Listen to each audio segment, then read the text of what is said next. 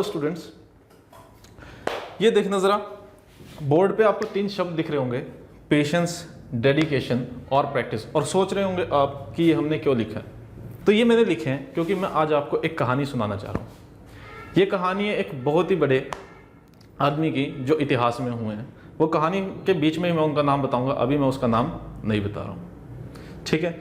तो उस कहानी को सुनने के बाद आपको पेशेंस, डेडिकेशन और प्रैक्टिस के बारे में पता चलेगा, और ये सारी की सारी बातें आपकी तैयारी के ऊपर भी लागू होती हैं।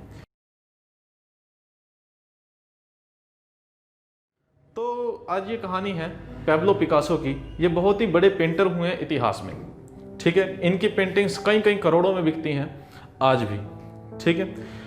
तो कहानी है जबकि ये काफ़ी बड़ा अपना नाम कर चुके थे। उस टाइम पे ये एक रेस्टोरेंट से निकल रहे थे, और पिकासो जी जब रेस्टोरेंट से निकल रहे थे तो एक आम कॉमन सी लेडी ने इनको देखा, और देखने के बाद पहचान लिया कि ये तो पिकासो हैं, बहुत बड़े पेंटर। वो इनके पास गई, एक पेज लेके, और कहा मुझे अपना ऑटोग्राफ और एक पेंटिंग बना के दे दीजिए, ठीक है। और ये उस टाइम की बात है जब मीडिया वगैरह नहीं होता था, तो आसपास कोई भी कैमरा वगैरह लेके घूमता नहीं था बड़े आदमियों के। बड़े आदमी अपना नॉर्मल तरीके से घूमते रहते थे, ठीक है। तो वो पेंटिंग लेके, वो एक खाली पेज लेके उनके पास गई।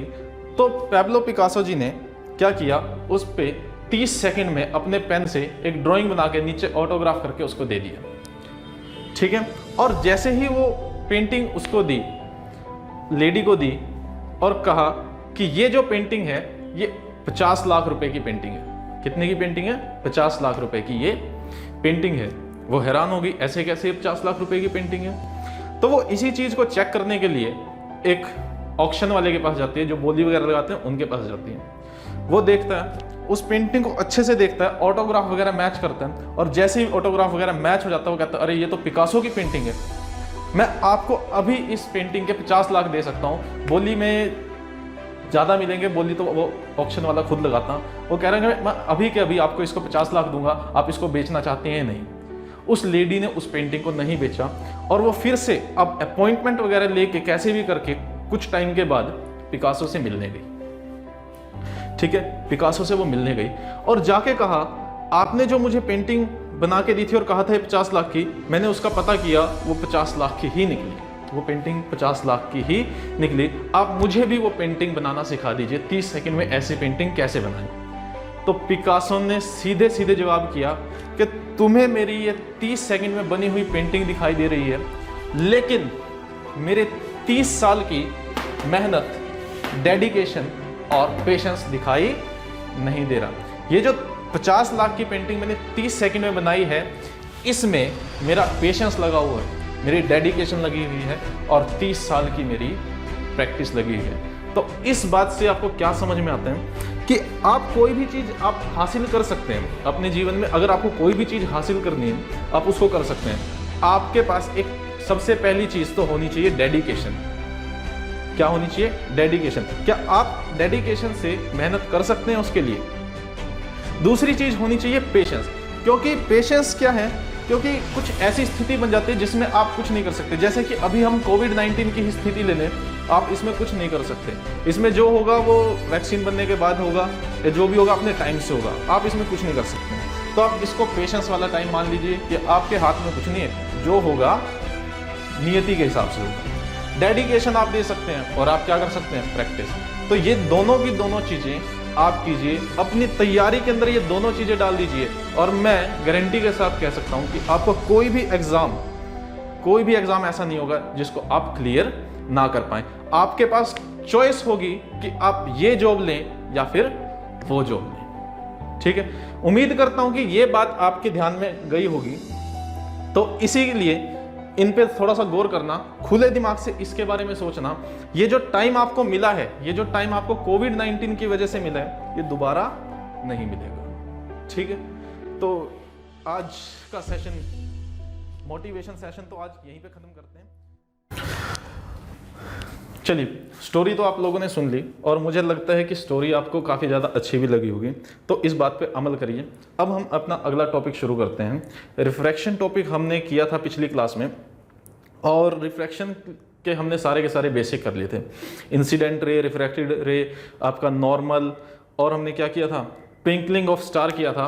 और आपसे एक क्वेश्चन मैंने किया था कि why sky appears blue, sky नीला क्यों दिखाई देता है।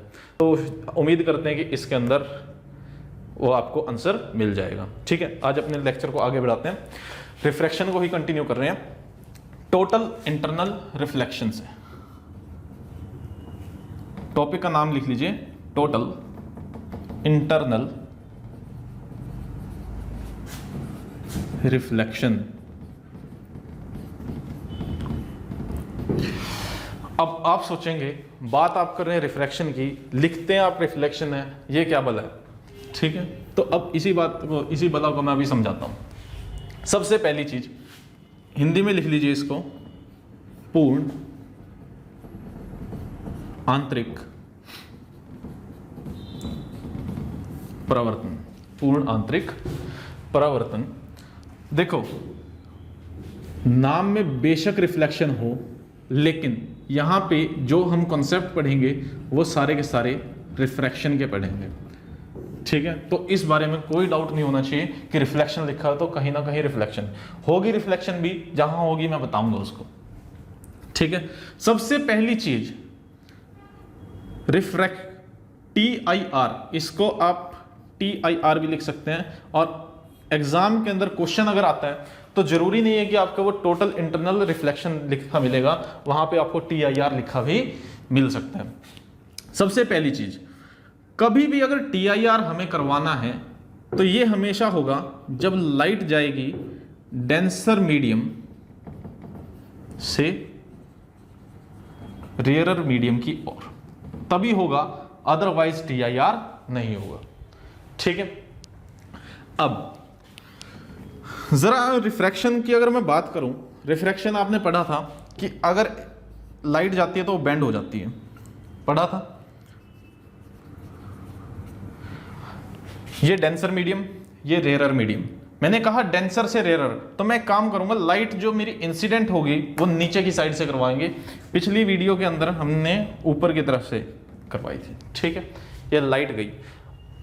ठीक है, और जरा एक बात बताओ, अगर डेंसर से रेयरर हमारी लाइट ट्रेवल करती है, डेंसर से रेयरर, तो ये जो लाइट है वो नॉर्मल की तरफ मुड़ती है या फिर नॉर्मल से दूर मुड़ती है। कहां पे मुड़ती है? आप कहेंगे जी नॉर्मल से दूर मुड़ती है, तो जी ये मुड़ दी मैंने, ये I और ये हो गई R, ये I और ये R। ये एंगल I था, किसी भी एंगल पे जा रही है, मुझे उससे कोई लेना देना नहीं है। अब मैंने क्या किया, इस एंगल को थोड़ा सा और बढ़ा दिया, इस एंगल को थोड़ा सा और बढ़ा देते हैं, ये लीजिए। ठीक है, अब मैंने थोड़े से और एंगल पे लाइट को डाल दिया। अब क्या होगा, ये थोड़ा सा और बेंड करेगी, करेगी या नहीं करेगी? हो जाएगी बेंड।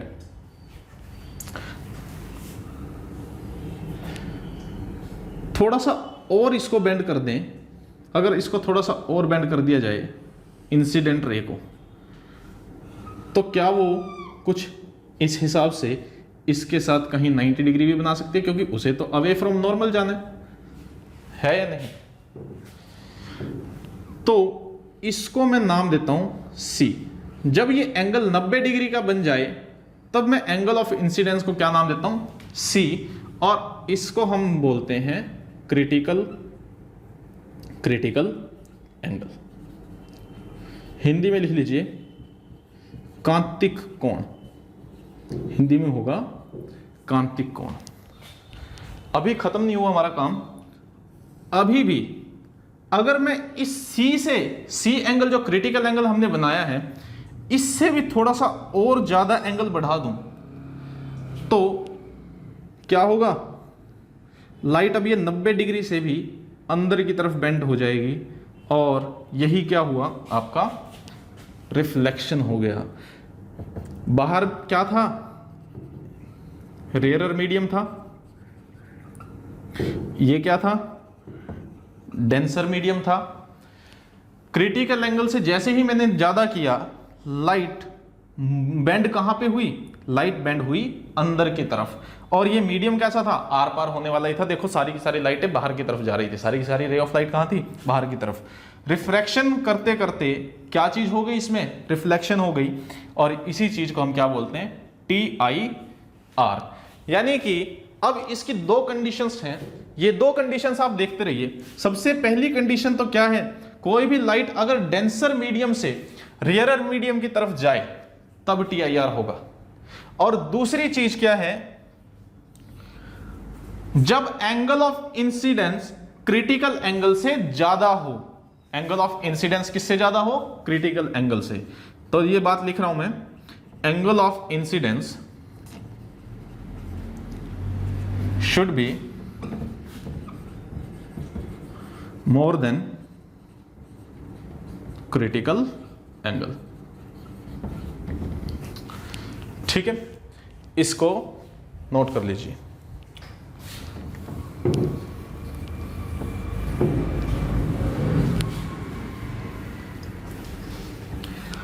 तो कॉन्सेप्ट चल रहे थे रिफ्रैक्शन के, और क्रिटिकल एंगल से जैसे ही ज्यादा हुई उसी टाइम पे क्या हो जाएगी, रिफ्लेक्शन हो जाएगी। तो इसको हमने बोल दिया TIR, total internal reflection, total internal reflection. अब क्वेश्चन या तो आ सकता है इसकी कंडीशंस क्या हैं।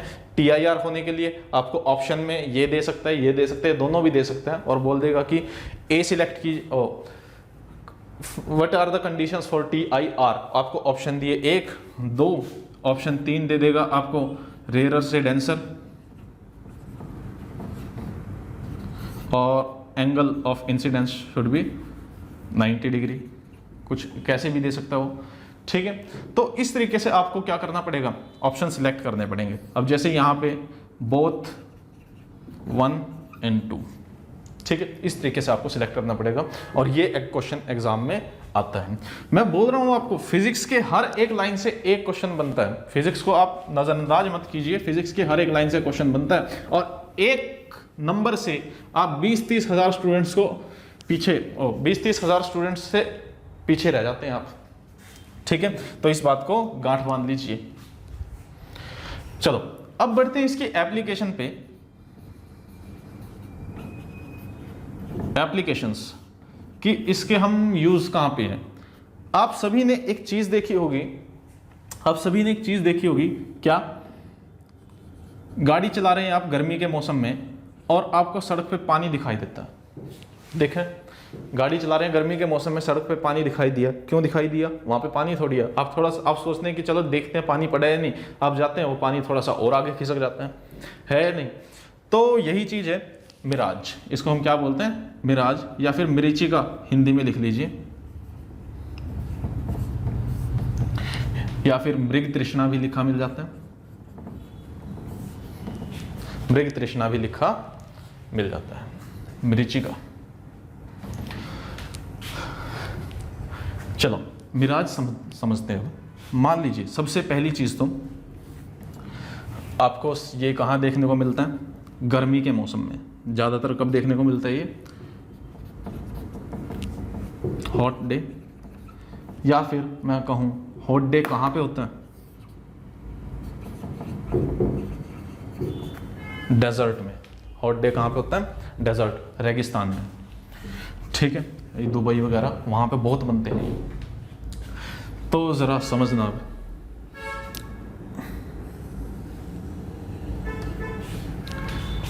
कोई भी चीज आपको दिखाई कब देती है, जब लाइट आपकी आंखों में पहुंचती है, टकरा के, है नहीं। अब गर्मी के मौसम में क्या होगा, गर्मी के मौसम में ये कुछ, मान लीजिए ये जो आपकी सड़क है या रेत है, ये आपकी सूरज की वजह से काफ़ी गर्म हो जाएगी। तो ये जो गर्म हवा है, यहाँ पे जो हवा है वो क्या होगी, वो गर्म हो जाएगी, हल्की हो जाएगी। यहाँ पे कुछ हवा होगी वो थोड़ी सी ठंडी होगी, यहाँ पे जो हवा होगी वो उसके मुकाबले और ठंडी होगी, यहाँ पे जो हवा है वो उसके मुकाबले और ठंडी होगी, और ऐसे करके चलता जाएगा। यानी कि हवा के अंदर ही क्या होंगे, काफ़ी सारी लेयर बन जाएंगी। क्या बन जाएंगी, काफ़ी सारी लेयर्स उसमें बन जाएंगे। ठीक है। तो अभी आपको जो कॉन्सेप्ट मैंने बताया कि गर्म, ये जो सतह है ये आपकी गर्म है, ये आपकी हवा गर्म हो जाएगी, ये उससे ठंडी होगी, ये उससे ठंडी होगी, ये उससे ठंडी होगी और ये उससे ठंडी होगी, ऐसा ही होगा। अब जरा एक बात बताओ, ठंडी हवा डेंसर मीडियम की तरह एक्ट करेगी या गर्म हवा डेंसर मीडियम की तरह एक्ट करेगी? आप बताइए। जो गर्म हवा है वो हल्की होगी तो वो कैसे एक्ट करेगी? रेयरर मीडियम की तरह। और जो ठंडी हवा होगी वो कैसे एक्ट करेगी? डेंसर मीडियम की तरह। तो ऊपर वाली जो भी लेयर होगी वो डेंसर होगी, नीचे वाली लेयर रेयरर हो जाएगी। यानी कहने का मतलब, अगर इन दो लेयर की मैं बात करूं, ये डेंसर होगी, ये रेयरर होगी। इन दो की मैं बात करूं, ये डेंसर होगी, ये रेयरर होगी। इनकी बात करें, ये डेंसर, ये रेयरर, और इनकी बात करें, ये डेंसर और ये रेयरर। ये कॉन्सेप्ट इसमें आपका लगेगा। अब जरा एक बात बताओ, मान लीजिए इस पॉइंट से एक प्रकाश की किरण टकराती है और वो जाती है, ठीक है, तो क्या होगा? आपकी रे बेंड कर जाएगी, करेगी। अब ये प्रकाश की किरण आगे गई इसमें, ये फिर से क्या होगी? अवे फ्रॉम नॉर्मल बेंड होगी, क्योंकि चल कैसे रहे हैं हम? डेंसर से रेयरर जा रहे हैं, ठीक है, भारी से हल्के की ओर जा रहे हैं। अब एक पॉइंट ऐसा आएगा जहां पे इसको क्रिटिकल एंगल मिल जाएगा, क्रिटिकल एंगल से ज्यादा एंगल मिल जाएगा, तो ये बेंड होने की बजाय क्या होगी? रिफ्लेक्ट हो जाएगी, ठीक है। ये आर पार जाने की बजाय क्या हो जाएगी? रिफ्लेक्ट हो जाएगी। और मान लीजिए आपका एक ऑब्जर्वर यहां पे बैठा है अपनी आंख लेके, तो उसकी आंखों तक अगर ये रोशनी गई तो उसको दिखाई देगी, है या नहीं? तो हमें तो सीधी रेखा में देखने की आदत है, हम ऐसे टेढ़ा थोड़ी देखते हैं, सीधी रेखा में देखने की आदत है। तो जहां पे भी ये टकराती है आपकी रे, वहीं पे आपको क्या दिखाई देता है? पेड़ दिखाई देता है। यही चीज क्या है? मिराज है। और ये किस पे इफेक्ट, ये किस पे प्रिंसिपल पे बेस्ड है? TIR, टोटल इंटरनल रिफ्लेक्शन पे बेस्ड है। इस डायग्राम को बना लीजिए ताकि आपको याद आ जाए। मिराज किस पे बेस्ड है? टोटल इंटरनल रिफ्लेक्शन पे बेस्ड है।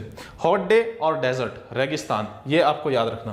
मिराज की स्पेलिंग गलत है भाई, एक आर होता है, ठीक है। चलो अब दूसरे एप्लीकेशन की तरफ चलते हैं। पोज करके आप इसको डायग्राम को बना लेना, मैं रुक नहीं रहा हूं, ठीक है।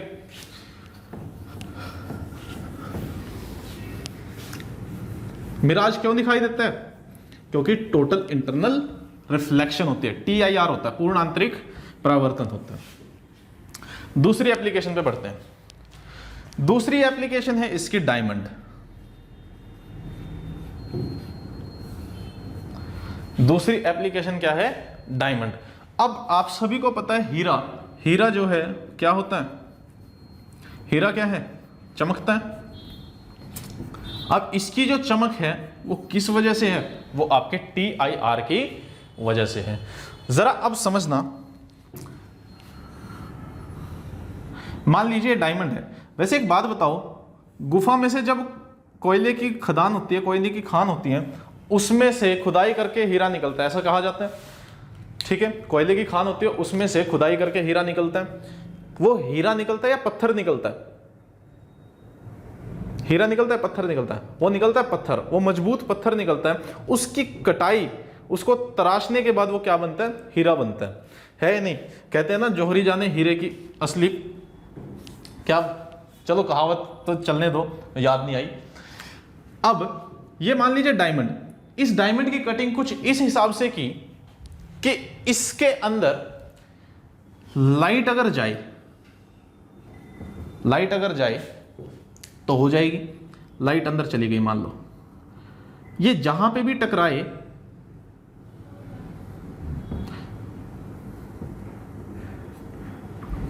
ये लाइट अंदर गई और ये जहां पे भी टकराए हमेशा ये किस पे पड़े?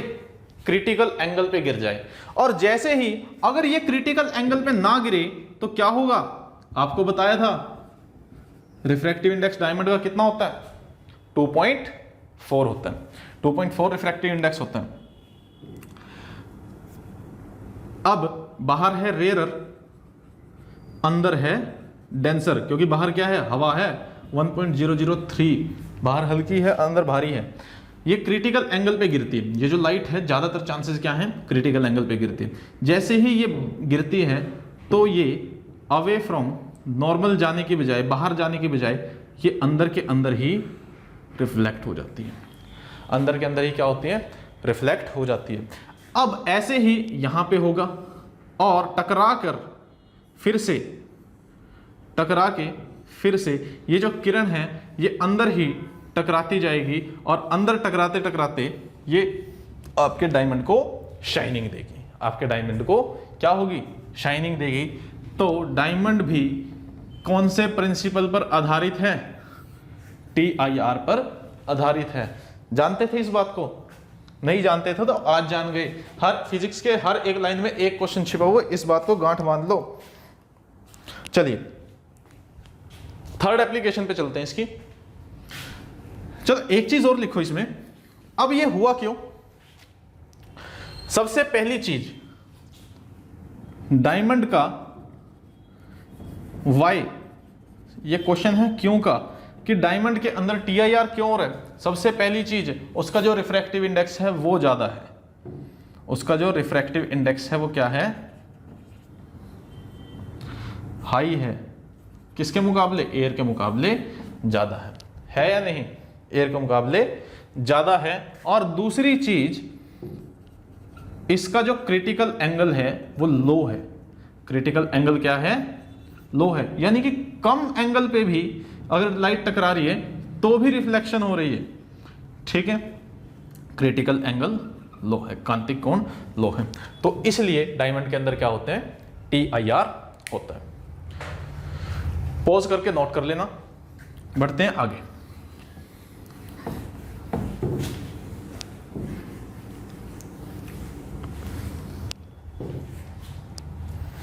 अब थर्ड एप्लीकेशन पे बढ़ते हैं। दो हो चुकी हैं, एक मिराज, दूसरा डायमंड। तीसरा है भाई ऑप्टिकल फाइबर। तीसरा क्या है, ऑप्टिकल फाइबर है। ऑप्टिकल फाइबर क्या बोला है, लिख लीजिए। हिंदी में आप इसको कहेंगे, ऑप्टिकल बनता है प्रकाशिक, फाइबर बनता है तंतु, प्रकाशिक तंतु, ठीक है। आप मेले वगैरह में अगर गए होंगे, गए हैं मेले वगैरह में, हाँ, तो मेले वगैरह में आपने बढ़िया सा लैंप देखा होगा, तस्वीर वहां पे लग जाएगी, उसकी आप टेंशन मत लेना। तो उस तस्वीर को देख लीजिए, वही है आपकी ऑप्टिकल फाइबर, प्रकाशिक तंतु। अब जो ये आपकी ऑप्टिकल फाइबर है, ये एक तरीके से तार है। आप ऑप्टिकल फाइबर, आपने सुना होगा आजकल ऑप्टिकल फाइबर बिछाई जा रही है। चेन्नई से लेकर अंडमान निकोबार तक अभी क्या किया गया है, ऑप्टिकल फाइबर को बिछाया गया। ऑप्टिकल फाइबर है क्या, हमारी कम्युनिकेशन को फास्ट करने के लिए जो तारें बिछाई जा रही हैं, एक तरीके से तारें हैं, तारें बिछाई जा रही हैं, वो क्या चीज़ है, आपकी ऑप्टिकल फाइबर है। अब ये जो ऑप्टिकल फाइबर है, इसको मैं थोड़ा सा आपको एक्सप्लेन करने की कोशिश करता हूँ। ये एक तार है, पतली सी, बारीक, इसके बाहर एक और तार है और इसके बाहर एक शीट है, मतलब 3 लेयर की तार आप इसको मान सकते हैं। और ये बिल्कुल बारीक तार है, ठीक है। ये जो अंदर वाला भाग है इसको हम बोलते हैं कोर, ये जो बाहर वाला भाग है इसको बोलते हैं क्लैडिंग, और ये बाहर वाला जो भाग है ये इसको प्रोटेक्टिव शीट की तरह काम करता है, इसको हम बोल देते हैं बफर या फिर शीट। शीट से भी काम चल जाएगा, बफर बोल देते हैं। क्वेश्चन आपके एग्जाम में कैसे आता है कि ऑप्टिकल फाइबर के मिडल पार्ट को क्या बोलते हैं, आंसर आ जाएगा कोर बोलते हैं। कोर को प्रोटेक्ट करने के लिए या फिर TIR करवाने के लिए कोर के अलावा दूसरी चीज क्या है, वो आपका आ जाएगा क्लैडिंग, ठीक है। बफर इसको सिर्फ प्रोटेक्ट करने के लिए, ताकि मुड़े नहीं, टूटे नहीं, इसलिए बफर का इस्तेमाल किया जाता है। अब TIR के लिए आपको पता है, TIR के लिए सबसे पहली चीज क्या है, डेंसर से रेयरर जानी चाहिए। तो ये जो बीच वाला जो भाग है इसका ये डेंसर होगी आपकी, यानी कि इसका जो मटेरियल होगा वो ऐसा होगा जिसका रिफ्रैक्टिव इंडेक्स ज्यादा है। ये जो क्लैडिंग है, कोर क्या होगा, डेंसर होगा। ये जो क्लैडिंग है, क्लैडिंग क्या होगी, आपकी रेयरर होगी, यानी कि उसका रिफ्रैक्टिव इंडेक्स क्या होगा, कम होगा। अब जरा समझ लो कि कम्युनिकेशन कैसे होती है। क्या कोई आप मुझे एक चीज बता सकते हैं जो लाइट से भी तेज दौड़ सके, लाइट से भी तेज चल सके? कोई ऐसी चीज अगर आपके दिमाग में हो तो मुझे व्हाट्सएप करके बता देना, ठीक है। अगर नहीं है तो मैं तो मान के चल रहा हूं कि लाइट ही है जो सबसे तेज है। तो लाइट से तेज तो कोई भी चीज एक जगह से दूसरी जगह नहीं पहुंच सकती। तो किसी भी चीज को, मान लो मेरे को एक वीडियो भेजनी है, उस वीडियो को मुझे एक पॉइंट से दूसरे पॉइंट पे भेजना हो, तो अगर मैं उसको लाइट की स्पीड से भेज दूं, यानी कि 3 लाख किलोमीटर प्रति सेकंड की रफ्तार से उसको भेज दूं, तो वो जल्दी जाएगी, 5G की स्पीड से भी तेज जाएगी, है या नहीं? तो वही चीज है आपकी ऑप्टिकल फाइबर। अब मैंने क्या किया, एक सिग्नल को इस फाइबर के अंदर डाल दिया, ठीक है, लाइट सिग्नल को इसके अंदर छोड़ दिया। और कैसे छोड़ा, एक इस तरीके से छोड़ा कि यहां पे रिफ्रैक्शन ना होके, बाहर ना जाके क्या हो, TIR हो जाए, यानी कि अंदर ही रिफ्लेक्ट हो जाए, अंदर ही रिफ्लेक्ट हो जाए। अब जैसे ये अंदर रिफ्लेक्ट हुई, दोबारा से यहाँ पे फिर से रिफ्लेक्शन होगी, फिर से रिफ्लेक्शन होगी, और आपका जो सिग्नल है एक पॉइंट से दूसरे पॉइंट तक किस स्पीड से जा रहा है, लाइट की स्पीड से जा रहा है। यानी कि चुटकियों में आपकी कई 100 GB की वीडियो एक पॉइंट से दूसरे पॉइंट पे पहुंच जाएगी। किस टेक्नोलॉजी पे बेस्ड, ऑप्टिकल फाइबर पे बेस्ड। ये ऑप्टिकल फाइबर भी किस पे आधारित है, TIR पर आधारित है। इस टॉपिक में अगर कोई डाउट हो तो आप व्हाट्सएप पे मैसेज डाल देना कि सर हमें ये समझ नहीं आया, ठीक है। ऐसा करना कब, जब आप इस वीडियो को 1-2 बार देख चुके हो। अगर फिर भी समझ ना आए तो सिर्फ एक व्हाट्सएप पे मैसेज डाल देना, सर ये समझ नहीं आया, इसकी वीडियो दोबारा से आपके सामने हाजिर हो जाएगी। आपके लिए टाइम निकाल के इतना तो हम कर ही सकते हैं, ठीक है। चलिए, ये आपका TIR था। अब बढ़ते हैं अगले टॉपिक की तरफ, अगले टॉपिक की तरफ। इसको मिटा देते हैं।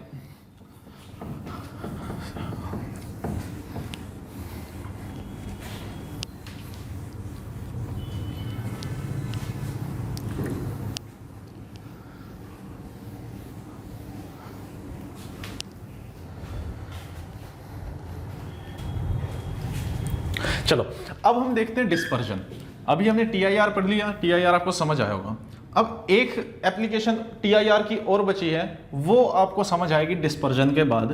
तो डिस्पर्जन हेडिंग डाल लो, हिंदी में लिख लो वितरण, हिंदी में लिख लीजिए वितरण। मार्कर की इंक खत्म हो गई है।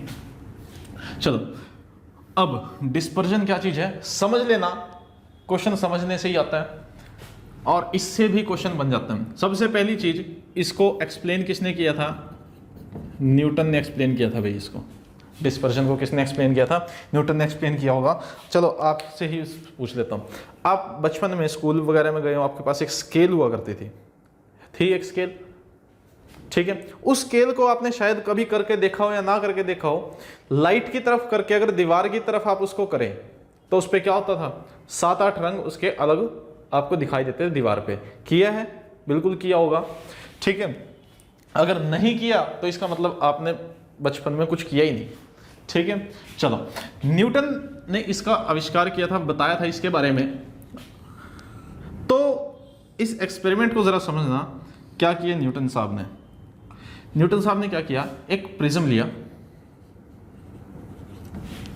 एक प्रिज्म लिया, उस प्रिज्म में से एक लाइट को पास किया। और ये लाइट कैसी थी, लाइट थी ना लाल थी ना नीली थी, ये लाइट थी आपकी वाइट, यानी कि जो आपके सूर्य की ओर से आ रही है वो लाइट थी वाइट, वाइट लाइट की एक छोटी सी हल्की सी किरण को पास किया। अब जैसे ही ये आपकी ग्लास में से पास होगी तो बेंड होगी, बेंड हो जाएगी। और बेंड होते ही क्या होगा, क्या होगा बेंड होके भाई, ये 7 हिस्सों में डिवाइड हो जाएगी। क्या हो जाएगी, 7 हिस्सों में डिवाइड हो जाएगी। और बाहर जो आपको मिलेंगे वो आपको 7 रंग मिलेंगे। एक स्क्रीन के ऊपर कितने रंग मिलेंगे? 7 रंग मिलेंगे। और वो 7 रंग क्या होंगे? वो आपके 7 रंग होंगे कुछ इस प्रकार से। थोड़ा सा ऊपर चला गया, उसकी पोजीशन ही है, ठीक है। आपको क्या कितने रंग मिलेंगे? 7 रंग मिलेंगे। और वो 7 रंग होंगे आपके किस पैटर्न में? विबग्योर पैटर्न में होंगे। बचपन से सुनते आए आप विबग्योर विबग्योर, पता नहीं क्या चीज है विबग्योर। तो विबग्योर क्या है? कलर पैटर्न है। कोई भी आपकी व्हाइट लाइट है वो आपकी 7 रंगों के मिश्रण से बनती है, 7 रंगों के मिश्रण से बनती है। और वो 7 रंग कौन से हैं? विबग्योर हैं। यानी कि violet, indigo, blue, green, yellow, orange और लास्ट में रेड, ठीक है। तो डिस्पर्जन क्या चीज है? व्हाइट लाइट का उसके कॉन्स्टिट्यूएंट रंगों में टूट जाने को हम क्या बोलते हैं? क्या बोलते हैं? डिस्पर्जन बोलते हैं। और डिस्पर्जन होने के बाद वो पैटर्न कौन सा बनता है? विबग्योर पैटर्न बनता है। सेम रेनबो वाला पैटर्न बनता है। रेनबो तो देखा होगा आपने, देखा है? तो रेनबो वाला पैटर्न आपका बनता है, वही चीज आपके डिस्पर्जन कहलाती है। अब यहां से कुछ क्वेश्चन बनते हैं। मैंने कहा था हर एक लाइन से एक क्वेश्चन, वही चीज। अब ये 7 अलग अलग रंग हैं। 7 अलग अलग रंग क्यों बने? क्योंकि इन 7 रंगों की जो स्पीड है वो अलग अलग है। अगर मैं एक व्हाइट लाइट को वैक्यूम में से भेजूं और एक लाल लाइट को वैक्यूम से भेजूं, दोनों की स्पीड में अंतर होगा। इस बात को आप ध्यान से याद रखना कि दोनों की स्पीड में अंतर होगा। रेड की स्पीड अलग होगी, ऑरेंज की स्पीड अलग होगी, वॉयलेट की स्पीड अलग होगी। क्वेश्चन बनता है इनमें से सबसे ज्यादा स्पीड किसकी है? तो जरा बताना किसकी है सबसे ज्यादा स्पीड। तो इस बात को समझो, ये बेंड हुआ। क्या हुआ? बेंड हुआ। मान लीजिए आप गाड़ी चला रहे हैं, बहुत ही तेजी से आप गाड़ी चला रहे हैं और आपको एकदम से टर्न लेना हो, तो आप कम स्पीड पे बढ़िया ज्यादा टर्न ले सकते हैं या फिर ज्यादा स्पीड पे टर्न ज्यादा ले सकते हैं। ऑब्वियस सी बात है, अगर स्पीड कम होगी तो आपका टर्न ज्यादा होगा। यहां पे वॉयलेट ने टर्न ज्यादा लिया या फिर रेड ने टर्न ज्यादा लिया? बताना जरा,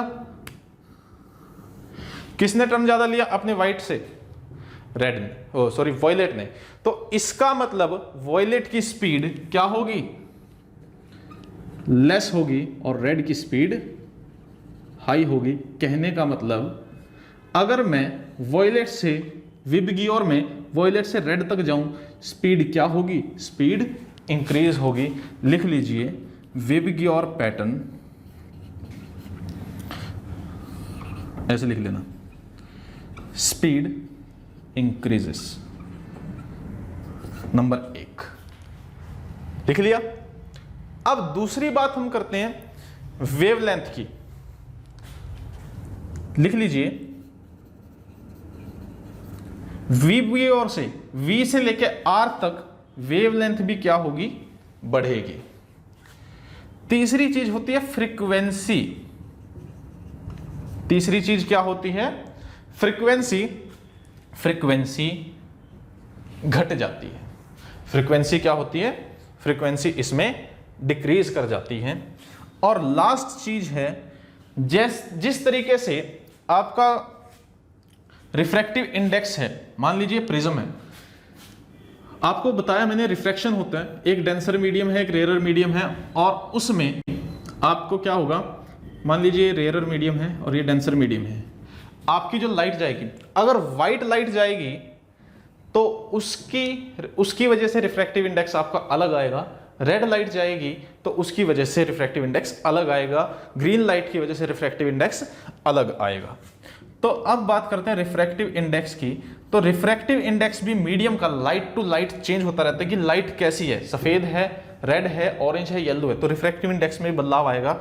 अगर हम V से R तक जाएं तो रिफ्रैक्टिव इंडेक्स भी क्या होता है, घटता है।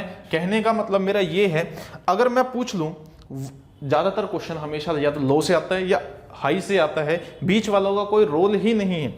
अगर पूछ लूं इनमें से विबग्योर पैटर्न में से सबसे ज्यादा वेवलेंथ कौन से कलर की होती है, आप कहेंगे जी रेड की होती है, क्योंकि लेफ्ट से राइट तक क्या हो रहा है, वेवलेंथ इंक्रीज होती है। अगर मैं पूछ लूं रिफ्रैक्टिव इंडेक्स वॉयलेट और रेड में से किसका ज्यादा है, आप कहेंगे जी वॉयलेट का ज्यादा है क्योंकि इधर ये घट रही है। ठीक है, ये चीज होप आपको ये चीजें समझ में आई होंगी। ठीक है, अब इसी पे बेस्ड, इस डिस्पर्शन पे बेस्ड और TIR पे बेस्ड एक एप्लीकेशन आपकी रहती थी, वो एप्लीकेशन अभी आपको करवा देता हूं। हेडिंग डाल लीजिए रेनबो, हेडिंग डालिए रेनबो, इंद्रधनुष, इंद्र का धनुष भाई कब निकलता है? इंद्रधनुष क्यों बोलते हैं इसको? क्योंकि बारिश आती है और बारिश का देवता कौन है? इंद्र। ठीक है, इंद्रदेव भाई कभी भी क्या हो जाते हैं? गुस्सा हो जाते हैं, कभी भी बारिश कर देते हैं। वो गोवर्धन पर्वत उठाया था श्री कृष्ण ने, वो इंद्रदेव के नाराज होने पे उठाया था। ठीक है, चलो रेनबो की बात करते हैं, इंद्रधनुष की। रेनबो कब दिखाई देता है? सबसे पहली चीज, रेनबो तब दिखाई देता है जब बारिश हो चुकी हो और बारिश थम चुकी हो, काफी देर हो चुकी हो। इसका मतलब क्या है कि जो आपकी एयर है उसके अंदर ह्यूमिडिटी ज्यादा होनी चाहिए, यानी कि उसके अंदर वाटर ड्रॉपलेट्स जो है, नमी जो है हवा के अंदर, वो ज्यादा होनी चाहिए। अगर उसके अंदर नमी होगी तो वो जो हर एक छोटी छोटी बूंद है पानी की जो हवा में है, वो एक किसकी तरह एक्ट करेगी? एक आपके प्रिज्म की तरह एक्ट करेगी, एक मिरर की तरह मान लो, प्रिज्म की तरह मान लो, उसकी तरह वो एक एक्ट करेगी। ठीक है, एक अलग ही मीडियम की तरह एक्ट करेगी। यानी कि कहने का मतलब क्या है, अगर ये पानी है तो इसका रिफ्रैक्टिव इंडेक्स कितना होगा? 3, और बाहर कितना है हवा का? हवा का रिफ्रैक्टिव इंडेक्स कितना है? 1.000, 3 बार 0 आता है और फिर 3। ठीक है, ये हो गई आपके वाटर ड्रॉपलेट।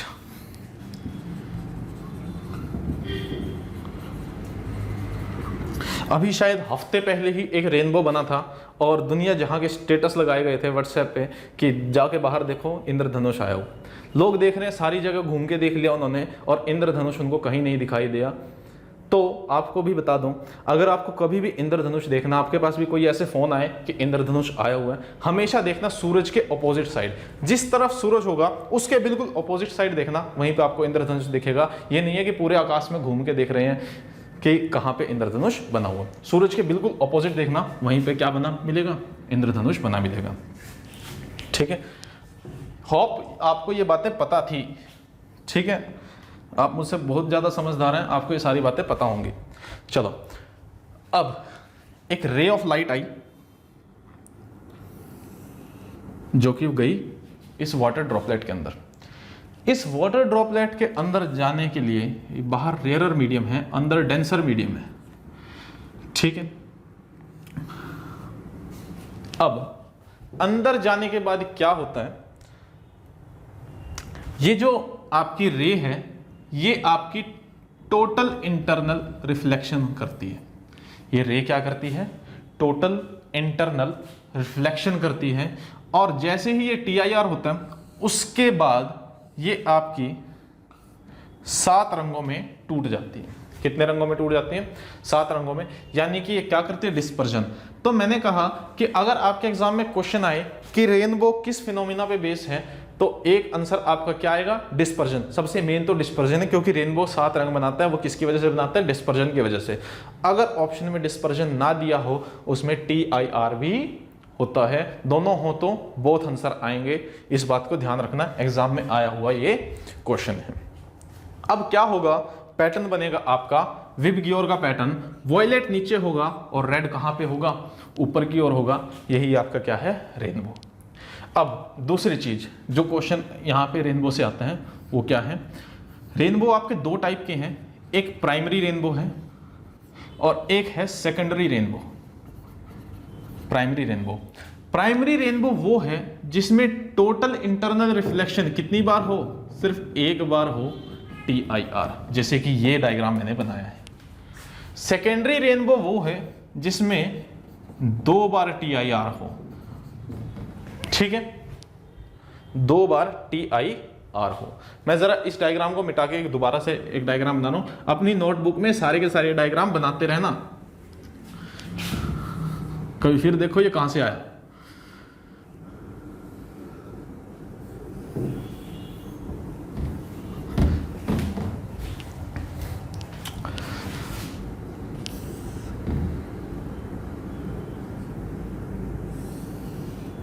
एक TIR होगा यहाँ पे, एक TIR होगा यहाँ पे, और उसके बाद ये जो रे होगी वो क्या होगी, बाहर हो जाएगी। कहने का मतलब इंसिडेंट रे मेरी यहाँ से गई, TIR1 हुआ यहाँ पे, TIR2 हुआ यहाँ पे, उसके बाद लाइट बाहर निकली, बाहर निकल के डिस्पर्स हुई। लेकिन एक बात को और ध्यान रखना, तो यहाँ पे क्या बनेगा, पैटर्न बनेगा। जो आपका सेकेंडरी रेनबो है उसमें वॉयलेट ऊपर आता है और रेड कहाँ पे आता है, नीचे आते हैं। तो अब रेनबो से आपको क्या क्या बातें याद रखनी है। सबसे पहली बात रेनबो से आपको जो याद रखनी है वो ये है कि रेनबो आपका डिस्पर्जन पे बेस्ड है, ठीक है। फिनोमेना कौन सा लगता है, डिस्पर्जन। हिंदी में डिस्पर्जन को लिख लीजिए, मैंने लिखवाया नहीं है, वितरण बोलते हैं, ठीक है, डिस्पर्जन पे बेस्ड है। दूसरा, अगर ऑप्शन में ना मिले तो TIR वहाँ पे आ जाएगा। तीसरा, दो टाइप के रेनबो होते हैं, प्राइमरी होते हैं, सेकेंडरी होते हैं। अब प्राइमरी सेकेंडरी में अंतर क्या है, टेक्निकल अंतर तो है TIR का कि प्राइमरी के अंदर एक TIR होता है, सेकेंडरी के अंदर 2 TIR होते हैं, ठीक है। दूसरा अंतर क्या है, प्राइमरी के अंदर रेड ऊपर बनता है, वॉयलेट नीचे बनता है। सेकेंडरी के अंदर वॉयलेट ऊपर बनता है और रेड नीचे बनता है। तो ये अंतर है आपके किसमें, आपके रेनबो में, ठीक है।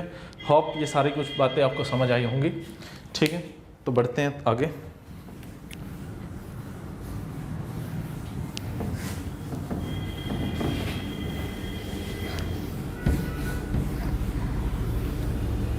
चलो, इस रिफ्रैक्शन से ही एक और छोटा सा टॉपिक रहता है, उसको और कंप्लीट करते हैं।